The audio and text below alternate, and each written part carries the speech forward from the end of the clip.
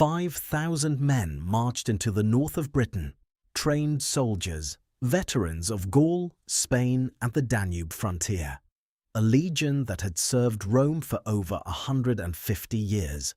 They are the only legion in the entire history of the Roman Empire whose ending was never recorded. Not destroyed in battle, not disbanded with honor, not merged into another unit. Nothing.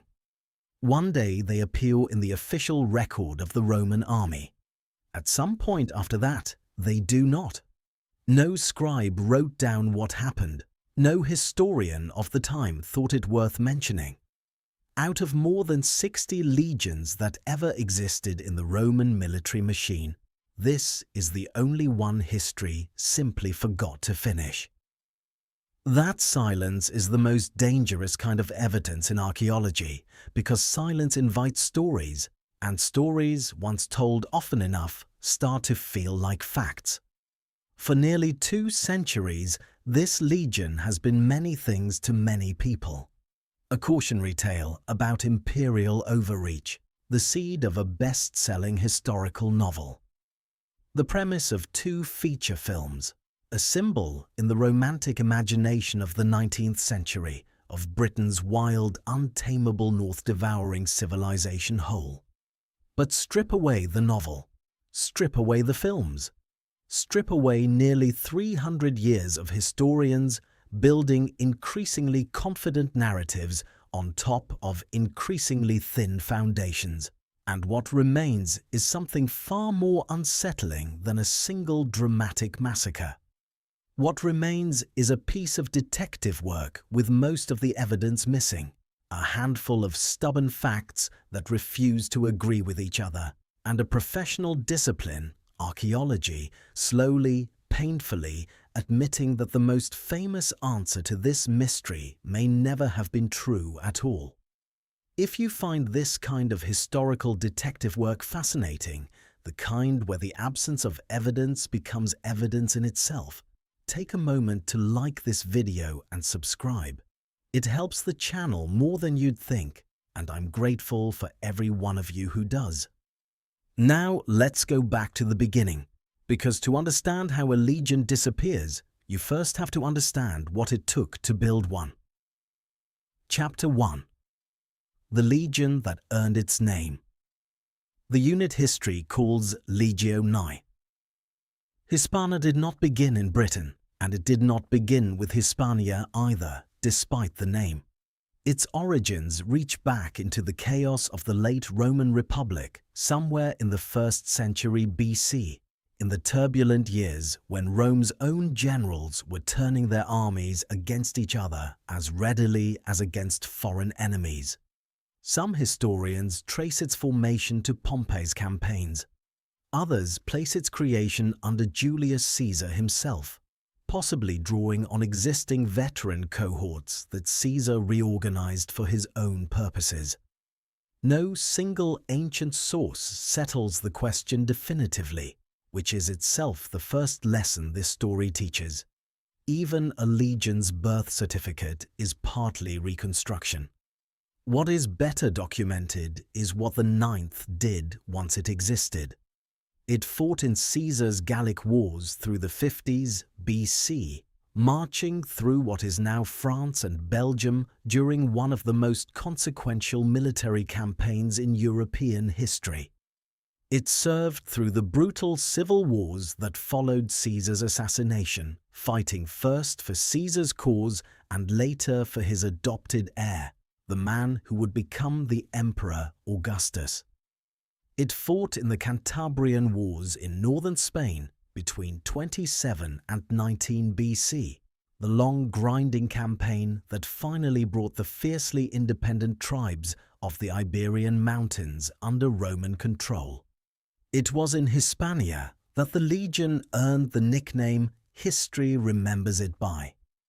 Ancient sources describe the unit displaying such exceptional discipline and valor during these campaigns that its designation shifted, eventually settling into the form that would follow it for the rest of its existence. Legio Hispana, the Spanish Ninth. By the early years of the 1st century AD, the Ninth was no longer a hastily assembled wartime unit. It was something closer to an institution. Legions of this era operated on enormous timescales by modern military standards. A soldier enlisted around age 20 could expect to serve for 25 years, sometimes longer, before earning discharge, a pension and a grant of land. Across a century and a half of continuous service, the Ninth had absorbed and trained generation after generation of recruits, building a body of institutional knowledge, tactical doctrine, and battlefield reputation that no enemy in the Roman world could simply will away. This was not a green unit. This was one of the most experienced fighting forces on the planet. Around 10 BC, the legion was stationed at Aquileia in northeastern Italy, a strategic post guarding the approaches to the Italian peninsula from the east. By AD 14, the year Augustus died and Tiberius became emperor, the Ninth had been moved again, this time to a legionary fortress in Pannonia on the Danube frontier, one of the most volatile borders in the empire. It was here, in the immediate aftermath of Augustus's death, that the Ninth participated in a mutiny, joining other legions in protesting brutal living conditions, harsh discipline, and pay that had not kept pace with promises. The mutiny was eventually suppressed, the grievances partially addressed, and the Ninth returned to its duties. This detail matters more than it first appears to. A legion capable of organized mutiny was a legion of men who understood their own collective power, who could act in concert when they believed their interests demanded it. Whatever happened to this unit decades later in Britain, it did not happen to a passive, disorganized rabble. It happened, if it happened at all, in the way later writers imagined, to a body of soldiers who knew exactly how to coordinate. The Ninth's association with Britain began with the Roman invasion itself. Historical and archaeological evidence places the legion among the forces that crossed the Channel under the Emperor Claudius in AD 43, part of the initial wave of conquest that would eventually bring most of the island under Roman control. For the following decades, the Ninth operated as one of the primary instruments of that conquest, stationed first at one fortress and then another as the frontier of Roman control crept steadily northward into increasingly hostile and unfamiliar territory.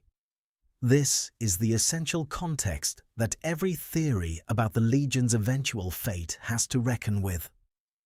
The Ninth was not some isolated garrison unit assigned to a quiet province and forgotten. It was a battle-tested veteran formation that had survived civil war, frontier mutiny, and decades of active campaigning before it ever set foot in Britain. Whatever eventually happened to it, it did not happen to soldiers unprepared for violence. It happened, or did not happen, to one of the most capable military units the ancient world had ever produced. And that is precisely what makes the ending of this story, whatever that ending actually was, so difficult to accept at face value. Chapter 2. The last stone that speaks archaeology does not deal in stories. It deals in objects, and objects are stubborn. They do not care what later generations want them to mean. They simply exist, embedded in soil, waiting to be found. And when they are found, they say exactly what they say and nothing more. This is both the strength and the limitation of the discipline, and nowhere is that limitation more frustrating than in the case of the Ninth Legion. By the early 2nd century AD, the Ninth had been stationed at Eboracum, the fortress that would eventually grow into the modern city of York in the north of Roman Britain. Eboracum was a critical strategic position, a forward base for controlling the unstable northern frontier where Roman authority shaded off into territory the empire had never fully subdued. The fortress at York was substantial, one of the major legionary bases in Britain, and excavations there have revealed extensive evidence of construction, daily military life, and the kind of permanent infrastructure that suggests long-term occupation rather than a temporary outpost. It is from this fortress that we have what scholars consider the last definite, unambiguous evidence that the Ninth Legion still existed as an organized fighting force. In the year 108 AD, the legion participated in the construction of a stone gateway at Eboracum, and the inscription commemorating that work survives to this day, housed now in the Yorkshire Museum in York.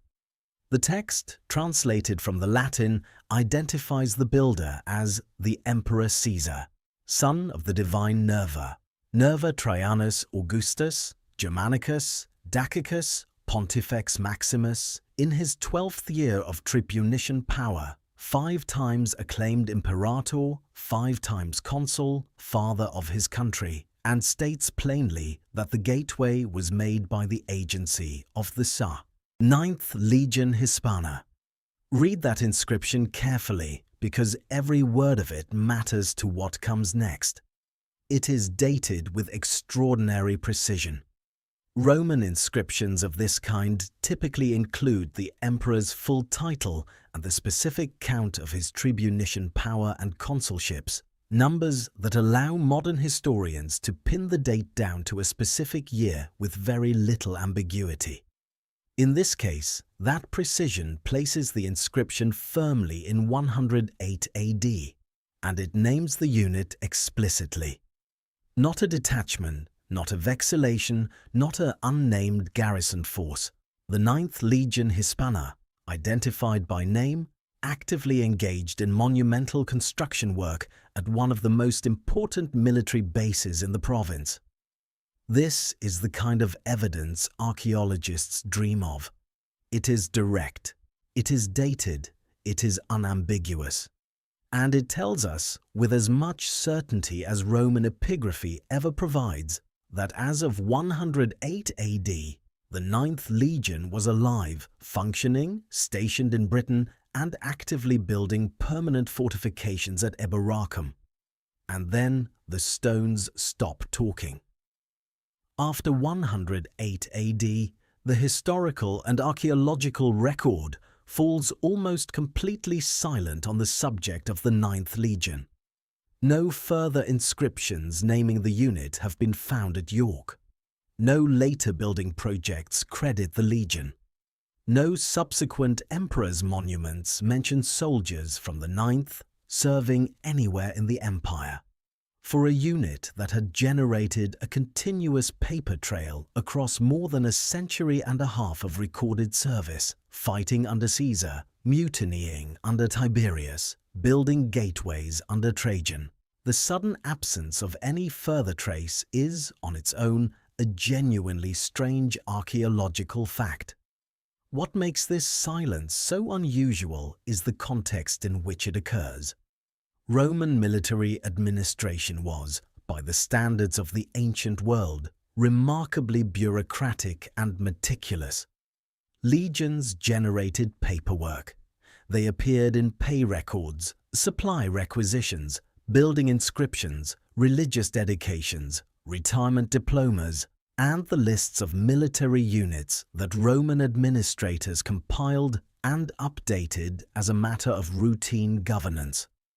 A legion did not simply vanish from the bureaucratic apparatus of the empire without leaving some kind of footprint unless something had happened that disrupted the normal flow of record-keeping entirely. There is one more piece of evidence that sharpens this silence into something closer to documented absence.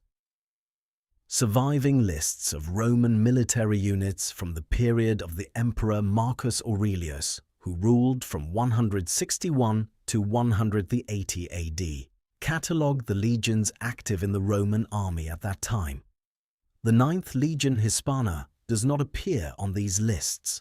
Other legions that had served alongside it, fought the same wars, and held the same frontiers continue to be recorded well into the 2nd and 3rd centuries.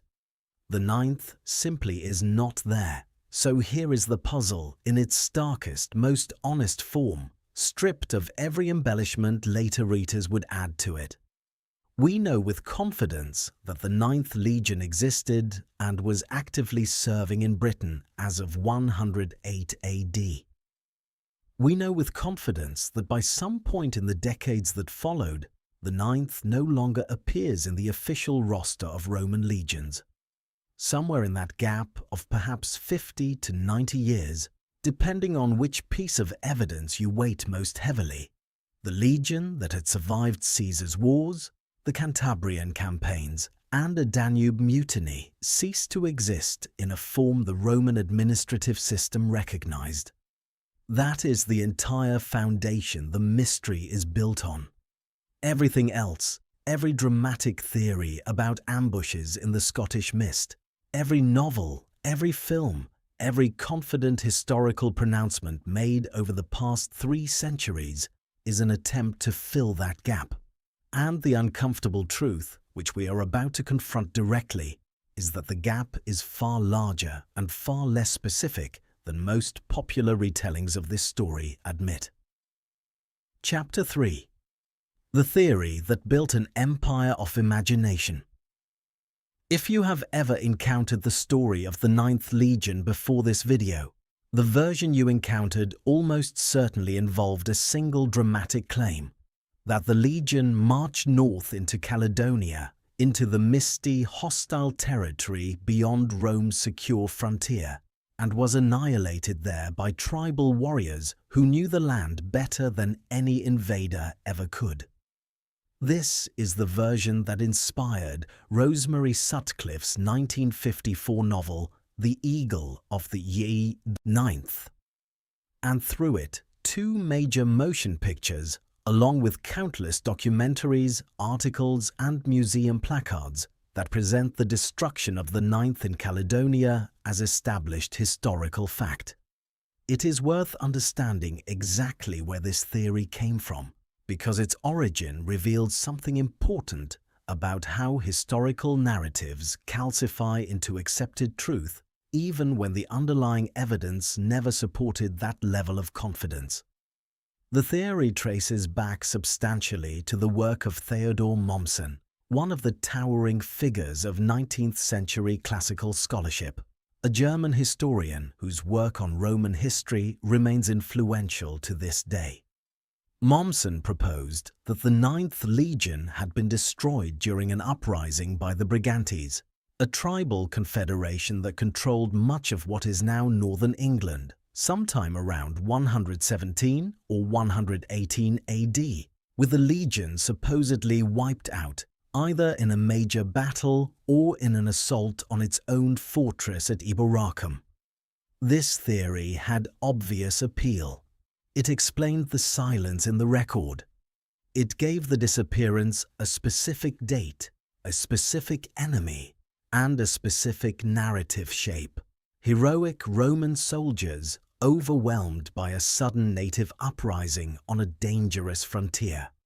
It fit comfortably within the broader 19th century European imagination of imperial frontiers as places where civilization perpetually struggled against and was occasionally consumed by the wild, untamed peoples beyond the border.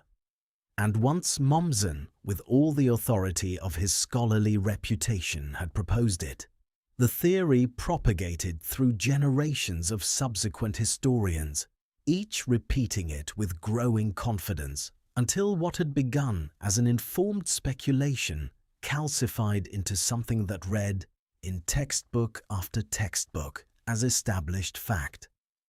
But here is what more recent archaeological investigation has revealed, and it is a finding that should reshape how we think, not just about this specific mystery, but about how historical facts sometimes come to exist in the first place. There is no archaeological evidence whatsoever that the fortress at Eboracum was sacked, burned, or violently overrun at any point during this period? None. Excavations at York, extensive and ongoing for well over a century, have found no destruction layer, no mass grave, no evidence of a catastrophic military defeat at the Legion's home base, consistent with the dramatic uprising Mommsen proposed. The Brigantian uprising theory faces an even deeper problem when examined against what we actually know of the tribe's history. The Brigantes had come under direct Roman control following their defeat at the Battle of Stanwix in 71 AD, decades before the supposed uprising. Following the early governorship of Agricola in the late 70s AD, there is essentially no archaeological or historical evidence of any sustained Brigantian resistance to Roman rule. A tribal confederation that had been pacified for the better part of half a century does not typically re-emerge as a force capable of annihilating an entire veteran Roman legion in its own fortified base, and no contemporary historian, including Tacitus, who wrote extensively and specifically about Roman Britain and was deeply interested in frontier warfare, mentions any such catastrophe. That last point deserves particular emphasis because it is one of the most powerful pieces of negative evidence in this entire story. Tacitus, writing his biography of his father-in-law Agricola, the Roman governor who led major campaigns in Britain and Caledonia, was intensely interested in exactly the kind of frontier warfare a Brigantian uprising or a Caledonian massacre would represent. The destruction of an entire legion was an event of enormous significance in Roman politics and military history.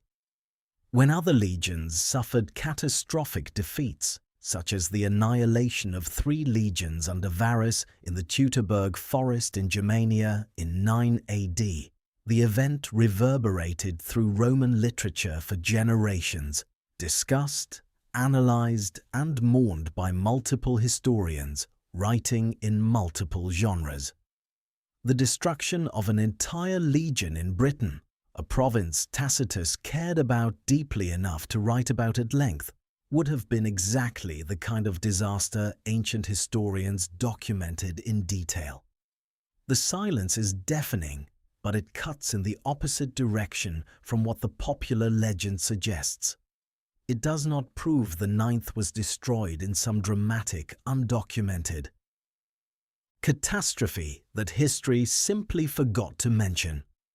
If anything, the silence in Tacitus and other contemporary sources suggests the opposite, that whatever happened to the Ninth Legion did not happen in the kind of single, dramatic, headline-worthy military disaster that the popular legend describes, because Rome, for all its administrative quirks, was very good at recording its disasters. So if the ninth was not annihilated in a single dramatic battle against Caledonian tribes, and there is no archaeological evidence its fortress was sacked, what actually happened to those 5,000 men? To answer that, we have to follow a different, far less cinematic trail of evidence, one that leads not north into the Scottish mists, but east, across the Channel, into the heart of continental Europe. Chapter 4. The tiles that tell a different story. Archaeology's most valuable evidence is rarely the dramatic kind. It is rarely a battlefield or a mass grave. Far more often, it is something almost embarrassingly mundane. A roof tile, a brick stamp, a fragment of pottery. The kind of object nobody at the time thought worth recording for posterity, because it was simply part of the ordinary business of building and maintaining a military installation. And it is precisely this mundane category of evidence that has reshaped scholarly understanding of what happened to the Ninth Legion far more than any dramatic literary theory ever could. Roman military construction projects frequently used stamped roof tiles and bricks, marked with the abbreviated name of the unit responsible for producing them. These stamps were practical, almost bureaucratic in nature, the ancient equivalent of a manufacturer's mark, intended to track production and assign responsibility for quality, not to make a historical statement for future archaeologists. But because they survive in the ground far better than parchment or papyrus, and because they can often be matched to construction phases that independent dating methods can pin to specific decades, these humble stamped tiles have become one of the most important sources of evidence for tracking the movements of Roman military units across the empire. At Nijmegen in the Netherlands, on the site of a Roman fort known to archaeologists as Noviomagus, excavations have recovered material evidence, including tile stamps, that scholars associate with the presence of elements of the Ninth Legion. The fort at Nijmegen had been occupied by another legion, Legio ex Gemina, which was transferred away to the Danube frontier sometime after 104 AD.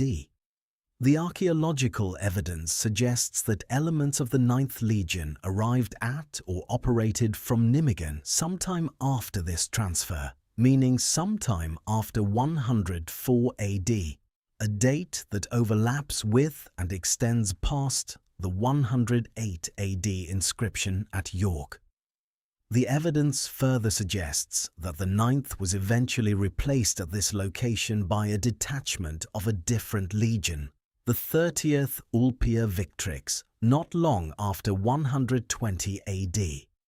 This is a genuinely significant finding, and it deserves to be understood for what it actually implies rather than what it might seem to confirm at first glance. It means that elements of the Ninth Legion, or quite possibly substantial portions of the entire unit, were present and operating on the European continent, far from Britain, sometime in the period roughly spanning 104 to 120 AD. This single fact on its own dismantles the foundation of the dramatic Caledonian massacre theory.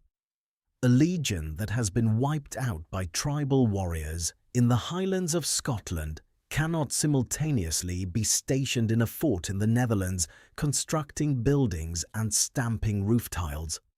Some scholars who have examined the evidence at Nijmegen in detail have gone further, suggesting that the presence of senior officers associated with the Ninth, including an individual named Mesa, whose career can be partially reconstructed from surviving inscriptions, points toward the entire legion, not merely a small detached unit being based at Nijmegen for a period roughly between 121 and 130 AD.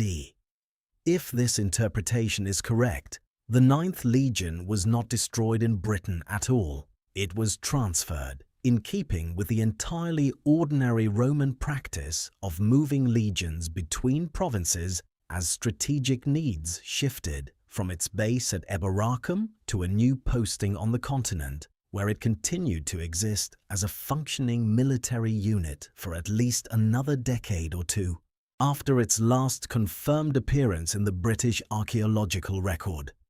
This is, in a sense, a deeply unsatisfying answer if what you were hoping for was a tragic last stand against impossible odds in a hostile foreign land. It is bureaucratic, it is logistical, it involves roof tiles and officer postings rather than heroic battles.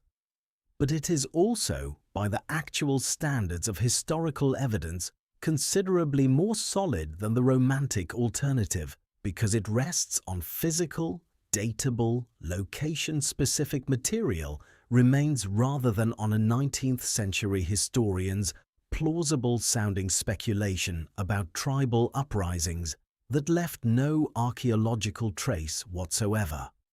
But even this evidence does not solve the mystery completely, and this is where the story becomes genuinely interesting, rather than simply correcting an old misconception. Because if the Ninth Legion was alive and functioning at Nijmegen as late as 120 or even 130 AD, we still face the original problem in a slightly different form. The unit still disappears from the official lists of Roman legions by the time of Marcus Aurelius, decades later. Moving the disappearance from Britain to the continent does not eliminate the disappearance, it relocates it. And it raises a new question that is, in some ways, even harder to answer than the original one. If the ninth was not destroyed by tribesmen in Caledonia, what eventually did happen to it on the continent, far from the legend that made it famous? Chapter 5. The Eastern Theory and the Limits of what Stone can tell us. If the popular Caledonian destruction theory has been substantially undermined by the Nijmegen evidence, the question of what actually finished off the Ninth Legion remains genuinely open, and several competing theories have been proposed by historians attempting to account for both the unit's presence on the continent and its eventual absence from later legionary lists.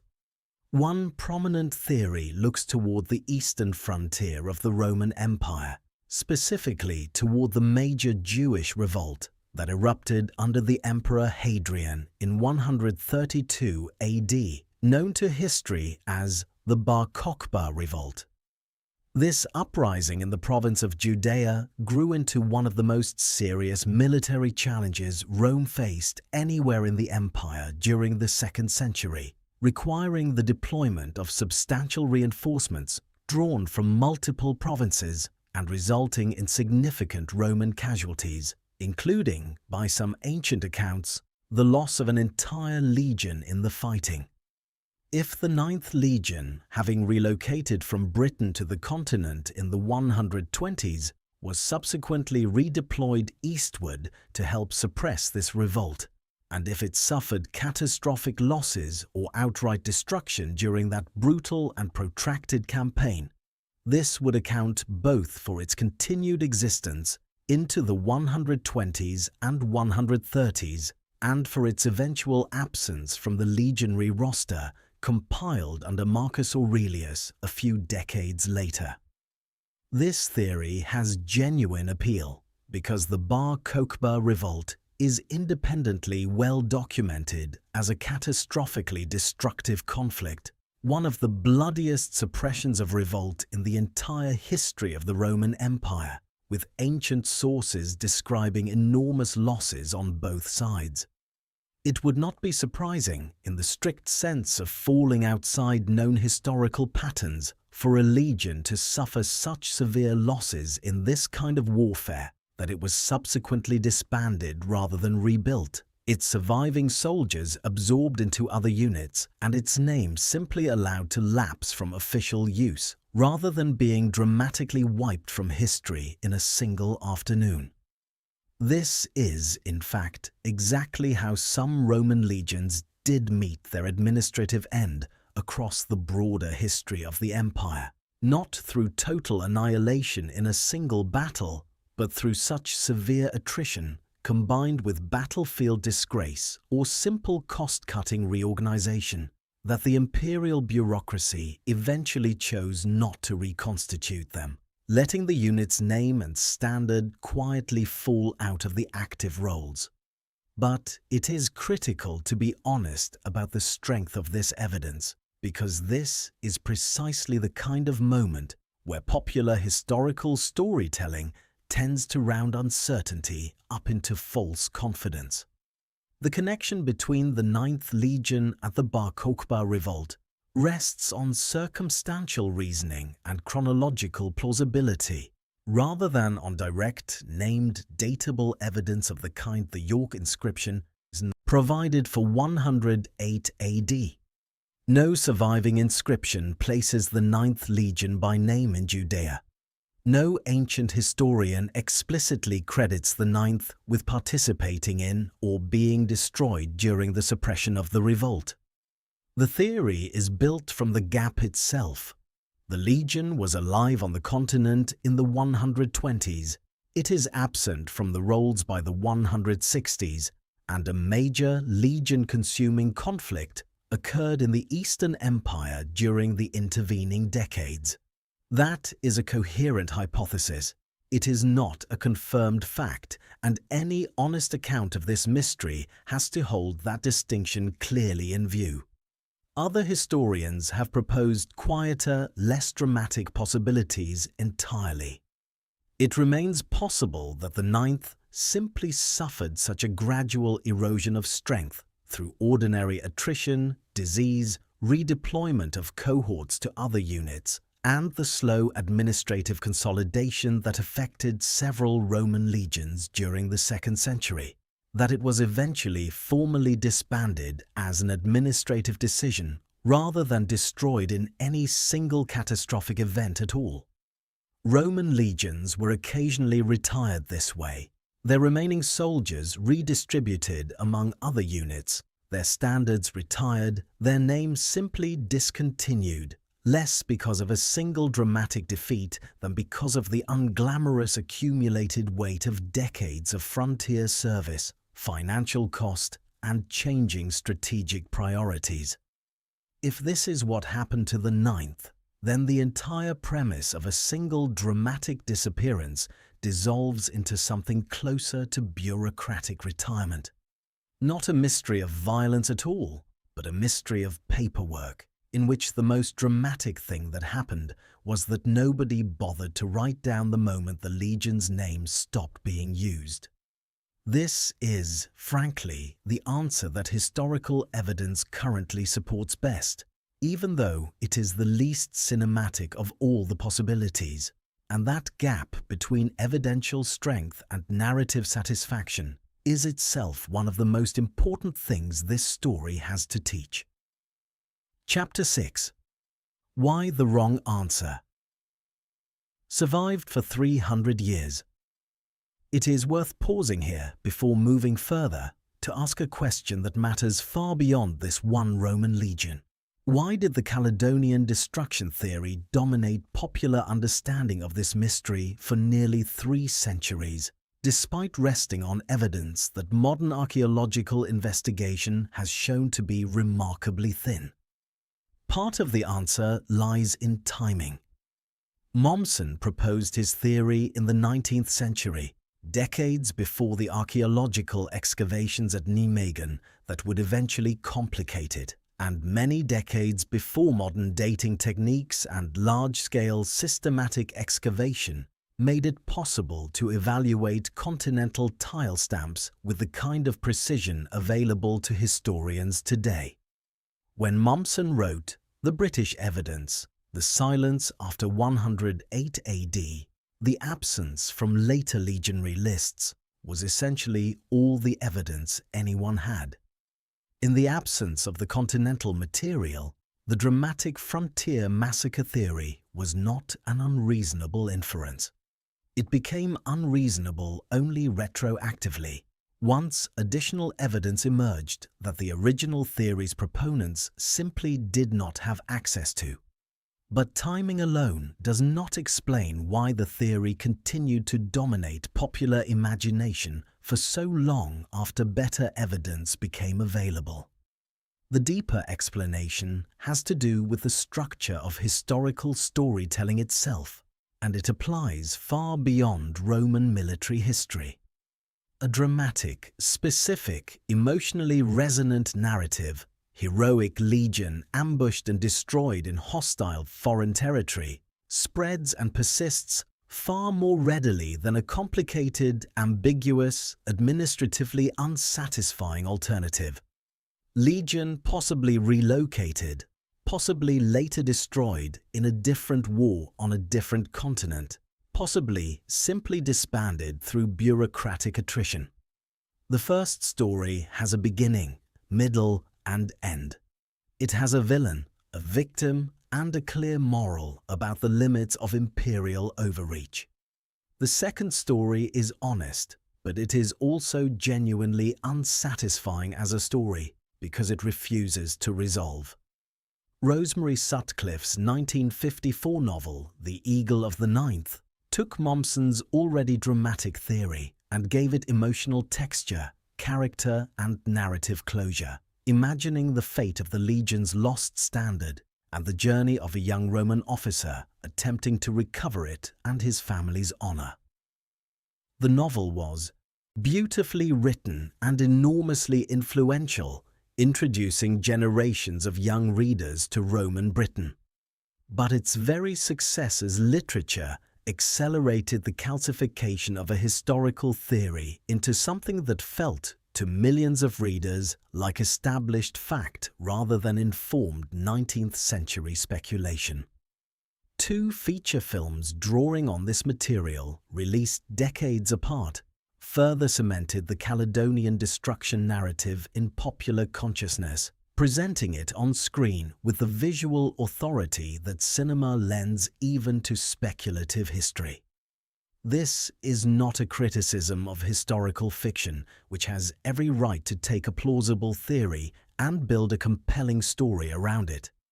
It is an observation about how easily the line between a theory a respected historian once proposed and a fact everyone knows can blur once that theory has been retold often enough, in enough different media, by enough different storytellers, each one trusting the version that came before them, rather than returning to the original, much thinner evidentiary foundation. The Ninth Legion's popular legend is, in this sense, a case study in how historical myths are manufactured, not through deliberate fabrication, but through the accumulated weight of plausible retelling outpacing the slower, more careful work of evidence-based revision. Chapter 7. What we can actually say with confidence. Given everything examined so far, it is worth assembling as carefully and honestly as possible exactly what current evidence does and does not support regarding the fate of the Ninth Legion. This kind of careful accounting matters because the entire value of this story lies in the discipline of separating confirmed fact from plausible inference from outright legend, and blurring those categories defeats the purpose of examining the mystery at all. We can say with confidence, based on direct dated inscriptional evidence, that the Ninth Legion existed as an active military unit at Eboracum in Britain as of 108 AD, participating in monumental construction work at one of the most important fortresses in the province. We can say with reasonable confidence, based on tile stamp evidence and associated officer career records, that elements of the Legion, and quite possibly the bulk of the unit, were present and operational at Nijmegen on the European continent sometime in the period extending from roughly 104 to perhaps 130 AD, meaning the Legion's documented existence extends well past its last confirmed appearance in the British archaeological record. We can say with confidence that the Ninth Legion does not appear in surviving lists of active Roman legions compiled during the reign of Marcus Aurelius between 161 and 180 AD, meaning that by this period, whatever had happened, the unit no longer existed in a form the imperial bureaucracy recognized. We can say with very high confidence that there is no archaeological evidence whatsoever supporting the dramatic theory that the Legion's fortress at Eboracum was sacked, burned, or violently overrun, and that this absence of destruction layer evidence at York substantially undermines the traditional Brigantian uprising narrative that dominated popular understanding of this mystery for nearly 3 centuries.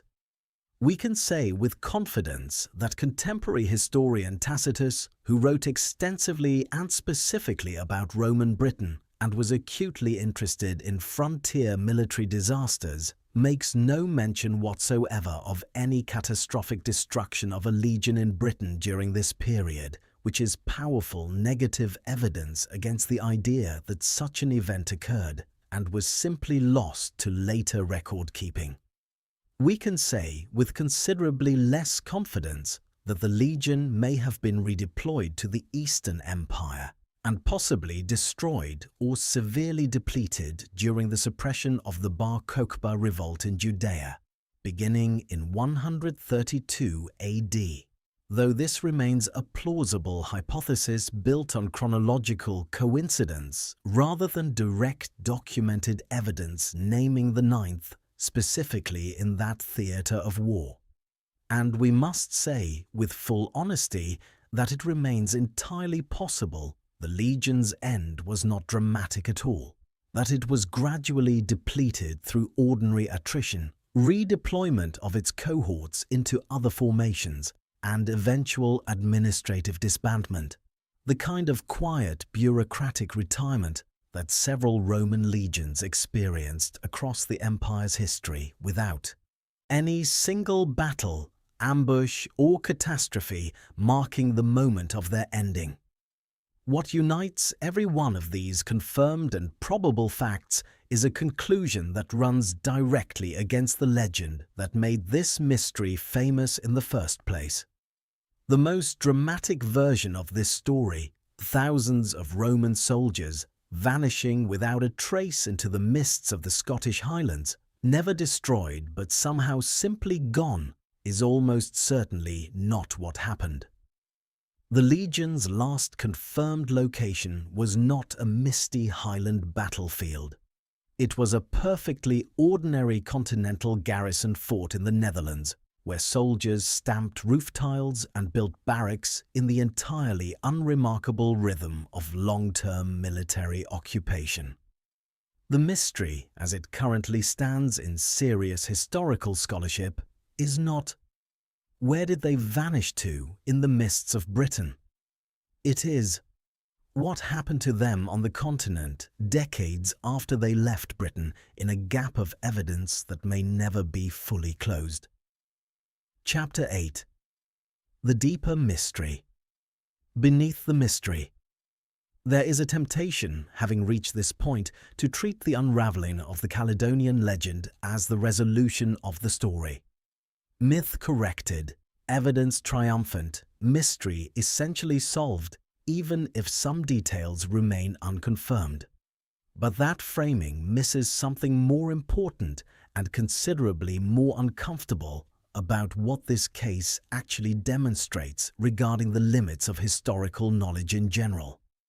Consider what it actually means that an entire Roman legion, 5,000 trained soldiers, an institution with its own administrative apparatus, its own supply chains, its own officer corps, its own century and a half of documented history, can pass out of existence without a single surviving source explicitly recording the moment or manner of its ending. This is not a failure of modern archaeology. Modern archaeology, through patient, unglamorous work with roof tiles and officer career inscriptions, has actually done remarkably well at reconstructing the legion's movements decades after its last confirmed British appearance. The failure, if it can even be called that, belongs to the ancient record-keeping systems themselves, which were sophisticated by the standards of their time, but were never designed with the expectation that 2,000 years later, people would be trying to reconstruct exact answers from fragmentary survivals of what was originally a far larger and a more complete documentary record. This points toward a sobering truth about ancient history as a discipline, one that extends far beyond this single legion.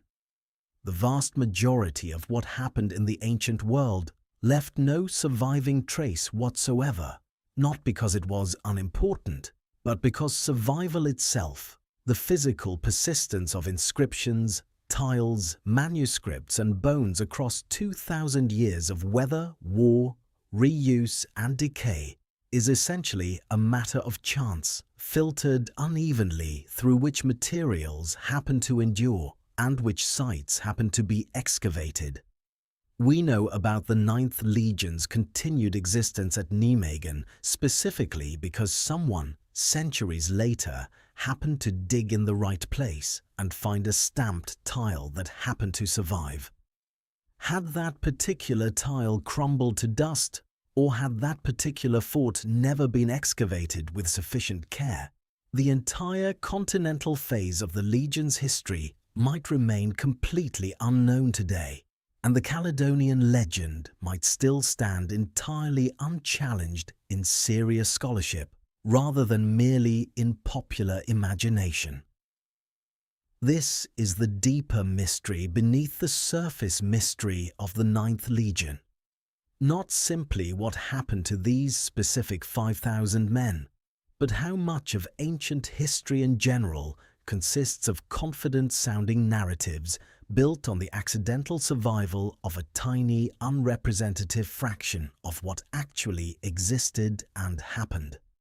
Every legion that disappeared cleanly from the record, every emperor whose final years are documented in a single surviving biography, written decades after his death by an author with his own political agenda, every battle we know about only because one soldier happened to mention it in a letter that happened to survive in the dry sand of an Egyptian rubbish heap, represents the same underlying problem at a different scale. Ancient history is not a complete record with a few gaps. It is a small number of scattered, accidental survivals, and historians spend their careers trying to determine how much weight those survivals can actually bear. The story of the Ninth Legion is valuable specifically because it makes this usually invisible problem visible. For most ancient historical questions, we never get to see the moment when a confident, long-accepted theory gets meaningfully challenged by new evidence within living memory, because the evidence simply does not exist to challenge anything. The Ninth Legion is one of the rare cases where new archaeological material, the Nijmegen tile stamps and officer records, actually arrived decades after the original theory calcified into popular consensus, giving us a visible, documented example of historical revision actually happening in something close to real time. Most ancient mysteries never get this kind of correction. They simply remain whatever the first confident theory said they were, because no Nijmegen ever gets excavated to challenge them. Chapter 9. The legions that did not disappear and why that matters. To fully appreciate how strange the Ninth Legion's case actually is, it helps to understand what normally happened to Roman legions, because the contrast sharpens exactly how unusual this particular disappearance really was. The Roman military bureaucracy that managed legions across the empire was, for its era, an extraordinarily sophisticated administrative system. At any given time during the height of the empire, somewhere between 25 and 33 legions existed simultaneously, each one tracked, supplied, paid, and documented through an interlocking system of regional governors, provincial treasuries, and centralized imperial oversight. When a legion suffered catastrophic losses, the empire's response followed recognizable patterns. Severely depleted units were sometimes merged with other legions, their surviving soldiers and their unit traditions absorbed into a new combined formation. Sometimes a defeated legion's number and name were deliberately retired as a form of damage to morale or reputation, never to be reused, a practice we know occurred following several documented Roman military disasters. Sometimes a unit was rebuilt nearly from scratch with fresh recruits while retaining its name and standards, continuing its institutional identity across a generational gap in actual personnel. In every one of these documented cases, the transition itself left a record. Historians wrote about it. Inscriptions commemorated the reorganization.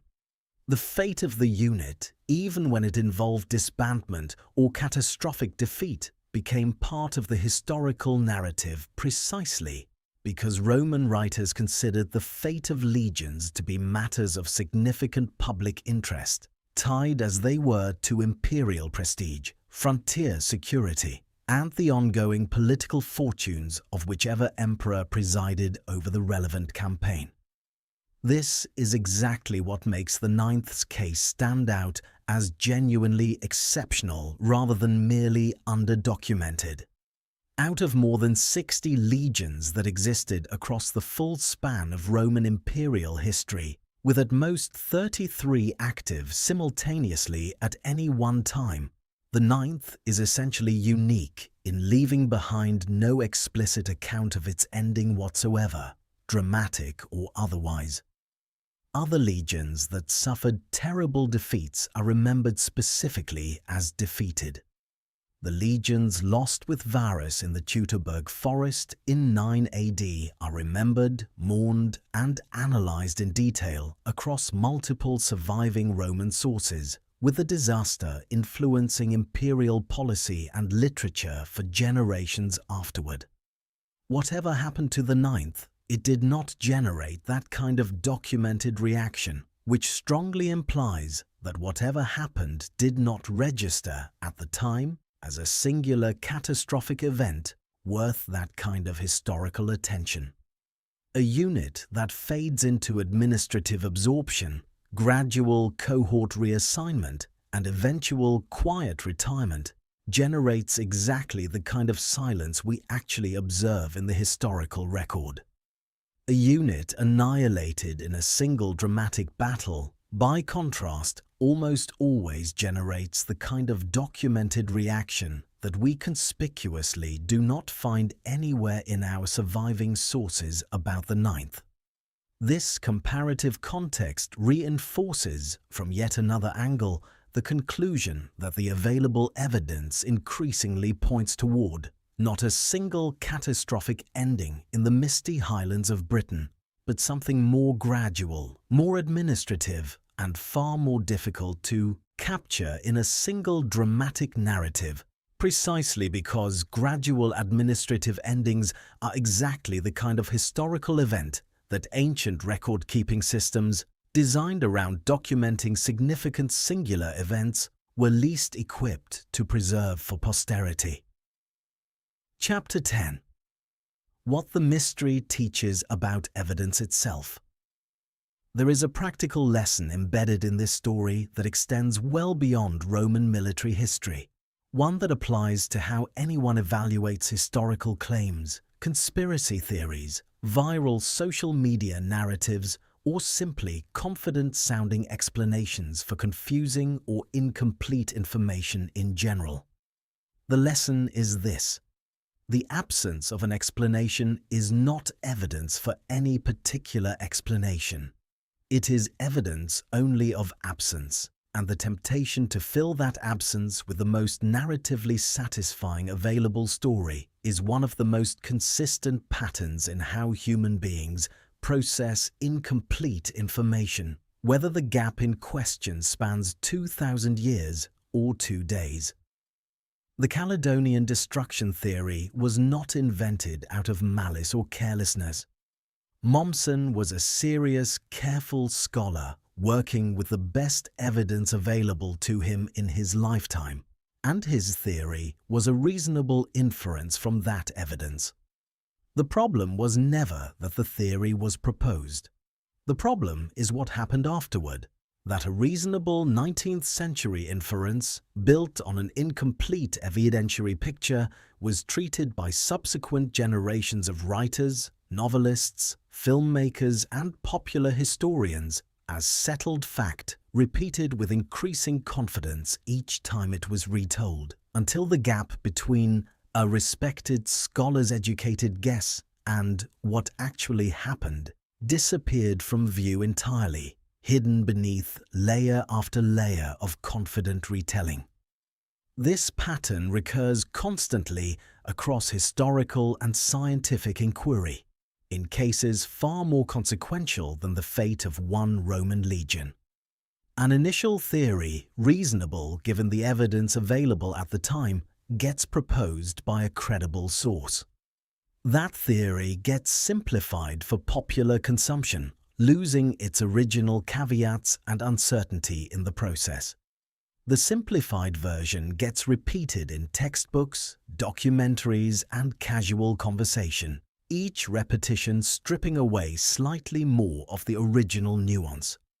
Eventually, the theory is treated as settled knowledge by people who have never encountered the original evidence or its limitations, and challenging it feels, to them, like challenging an established fact rather than questioning an old, increasingly outdated hypothesis. Correcting this kind of calcified misconception, once it has spread widely enough, requires far more evidence and far more effort than establishing the original misconception ever did, precisely because confident, simple, emotionally satisfying stories are inherently stickier than complicated, hedged, evidence-qualified alternatives. The Ninth Legion offers a relatively low-stakes, fascinating case study in exactly this dynamic, precisely because the consequences of believing the wrong version are minimal. Nobody is harmed by believing the Caledonian massacre theory instead of the more accurate, more boring administrative disbandment or Eastern campaign theory. But the cognitive pattern that allowed the wrong theory to dominate for nearly 3 centuries, despite never being supported by particularly strong evidence in the first place, is precisely the same pattern that allows misinformation to spread and calcify in far more consequential domains. Learning to notice it here, where the stakes are purely historical curiosity, is good practice for noticing it everywhere else. Chapter 11. Standing at Eboracum today. The city of York, built directly on top of and around the Roman fortress of Eboracum, still bears physical traces of the Ninth Legion's presence, even if those traces tell a far quieter story than the legend that made the Legion famous. Sections of Roman wall remain visible throughout the modern city, incorporated into later medieval fortifications that themselves became part of York's distinctive defensive architecture. The Yorkshire Museum houses the crucial 108 AD inscription discussed earlier in this account, alongside other artifacts recovered from the Roman occupation layers beneath the modern city, including the tile stamps and other material evidence that have allowed archaeologists to trace the Legion's documented activities at this specific location. What these physical remains actually demonstrate, when examined honestly rather than through the lens of legend, is permanence and ordinary institutional function rather than catastrophe. The fortress at Eboracum shows no destruction layer corresponding to any sudden violent ending. It shows, instead, the steady accumulated evidence of a long-term military installation, construction phases, rebuilding projects, the gradual architectural evolution typical of any fortress occupied continuously for generations, rather than one suddenly overrun and abandoned in a single catastrophic event. The Ninth Legion's physical footprint at York is the footprint of an institution that built, maintained, and eventually moved on from this particular post, not one that was violently erased from it. This is, in its own way, a more remarkable thing to contemplate than the dramatic legend ever was. Walking through modern York along streets that trace the outline of the original Roman fortress walls, you are walking through the physical remains of an institution that endured for generations, that trained soldiers, built monuments, mutinied against unfair conditions, fought across half the known world, and then, like countless other Roman administrative and military units across the long span of the empire's history, eventually faded from active service through some combination of relocation, attrition, and bureaucratic reorganization that the historical record simply never thought important enough, at the time, to document with the same care it had once documented this same legion's earlier triumphs. The fortress does not need a massacre to be significant. It is significant because it represents one of the largest, longest-sustained military and engineering projects in the early history of Roman Britain, regardless of how the unit that built much of it eventually ceased to be listed among the empire's active legions. Chapter 12. The Honest Ending. Every legend wants a dramatic ending, and the story of the Ninth Legion has been given several across the past 3 centuries. Annihilation in the Scottish Highlands, a desperate last stand against impossible odds, a lost eagle standard recovered through generations of family honour in Rosemary Sutcliffe's enduring fiction. These endings persist because they are satisfying in exactly the way that complicated, ambiguous historical truth almost never is. But the honest ending, the one current evidence actually supports, is this. A legion that had survived Caesar's wars in Gaul, the brutal Cantabrian campaigns in Spain, civil war, a mutiny on the Danube frontier, and decades of frontier service in Britain, was last definitively recorded building a gateway at York in 108 AD. Sometime in the years that followed, elements of that same legion, possibly the bulk of the entire unit, relocated to a fort in the Netherlands, where they continued the ordinary, unglamorous business of garrison life, building barracks, stamping roof tiles, serving under officers whose careers we can partially trace through scattered surviving inscriptions. Sometime after that, in a gap of evidence that current scholarship has not closed and may never fully close, the legion stopped appearing in the official record of active Roman military units. It may have been destroyed in the catastrophic violence of the Bar Kokhba revolt in distant Judea. It may have simply been worn down by the accumulated ordinary attrition of long imperial service, until an administrative decision in some Roman office, recorded in a document that has not survived 2,000 years of war, fire, and decay, quietly retired its name and absorbed its remaining soldiers into other formations. Nobody knows, with the kind of certainty the popular legend implies, which of these endings is correct, or whether the truth lies in some combination neither theory fully captures. What we do know, with considerably more confidence than the legend ever deserved, is that the dramatic version, thousands of soldiers swallowed whole by the mists of Caledonia in a single catastrophic ambush, is almost certainly not what happened. The mists of Britain did not consume the Ninth Legion, the far more mundane, far more human machinery of imperial administration, troop redeployment, and the slow erosion of institutional memory most likely did, somewhere on the European continent, in a war or a bureaucratic decision that nobody at the time thought important enough to write down for an audience 2,000 years in the future who would spend centuries wondering what had happened. That is not a less interesting ending than the legend.